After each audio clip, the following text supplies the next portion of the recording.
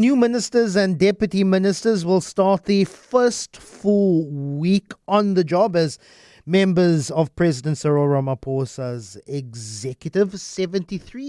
75 members of the executive, 32 ministers, 43 deputy ministers, and there is concern about the increase in a budget that will need to keep this new GNU running, and it seems there's already moves to keep expenses as low as possible.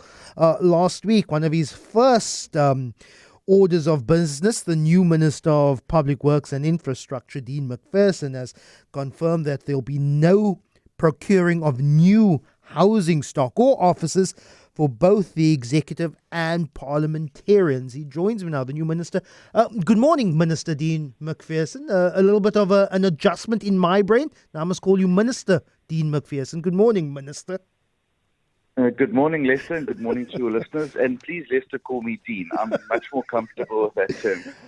The convention is that I start the interview by saying Minister, and then after that we can go to drop the formalities. But Minister Macpherson, let's talk about what your plan is. No new procurement of new housing, whether it be permanent or whether it be rental accommodation. But what with 75 new members, or 75 members of an executive, is there enough accommodation for these ministers? We live in a country with three capitals, but a parliamentary and an executive, one in Cape Town and one in Pretoria, which results in this phenomenon that you have to double up everything of a new minister. Yes, Lester. Well, one of the first things that I wanted to look at is the ministerial handbook to see what my responsibilities are as the Minister of Public Works and Infrastructure, and it requires that I issue guidelines for accommodation and costs thereof for the executive. I entered into a discussion with my Director General last week to understand exactly where we were in terms of providing accommodation, and he assured me that enough options exist in Cape Town and Pretoria to house even the expanded executive, and so I'm comfortable that there is enough accommodation for everyone, and that they come basically furnished, and I think that is enough for everyone at this point. Anyone who wants any new furniture, pictures, fitting fixtures, whatever, they'll be able to pay for that themselves. But the Department of Public Works previously always gets itself involved in procuring, all sorts of things that are completely unnecessary, and then that results in qualified audit opinions. So I don't want to start off on that foot. So I'm quite comfortable that there is enough housing. On the issue of office space, we own 88,000 buildings across the country. So we have enough options for everyone to choose from. And there's just no need to go and lease out private office space. So everyone will just need to make do with what exists within the pool at the moment. Dean, there had been in the past what many would argue are frivolous procurements, like 285,000 Rand for curtains, 19,000 Rand for a glass gas hub, 3,000 Rand on the procurement of a mattress protector on a former minister's accommodation. Why has it been that in previous administrations these seemingly frivolous but also should be at your own expense purchases have been covered by the South African taxpayer? Lester, I just think that there's been sort of a lack of control when it comes to these sorts of things. I mean, our department is running a really big deficit, and we're going to have to think very hard and fast about how we're going to turn that deficit around. And I've been very clear that every single rand now in our department is going to go towards turning South Africa into a construction site.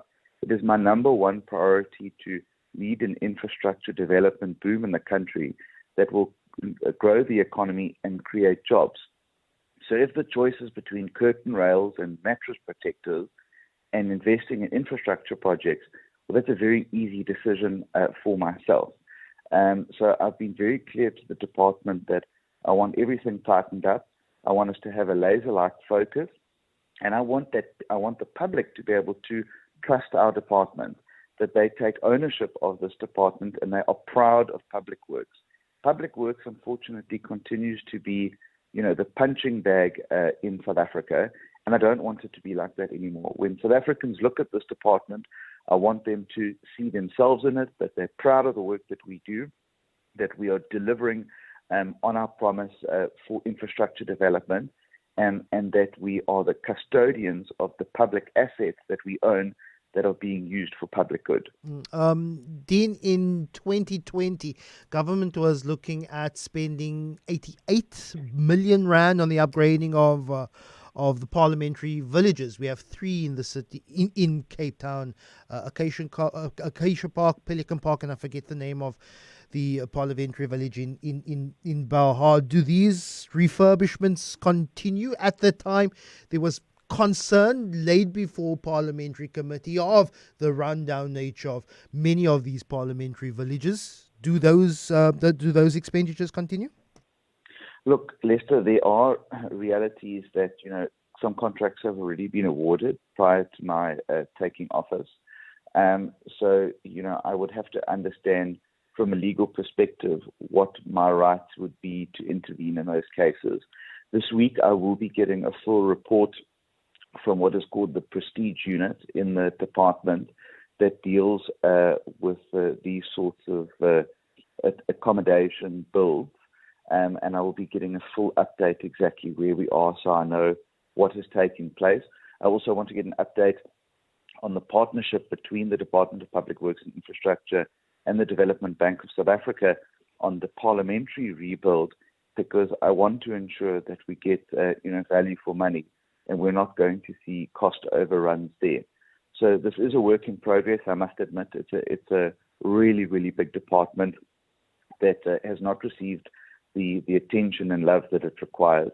It's the single biggest landlord in South Africa that owns nearly 5 million hectares of land. That's land that belongs to South Africans. And I want to make sure that we're a good steward of what we own and what we spend. So all of that will be taking place this week. Dean Macpherson is the new Minister of Public Works and Infrastructure, and I like your thoughts. Lester, we need to repair and renovate, repurpose buildings before we buy anything new, and I'm sure that the new Minister would agree with you.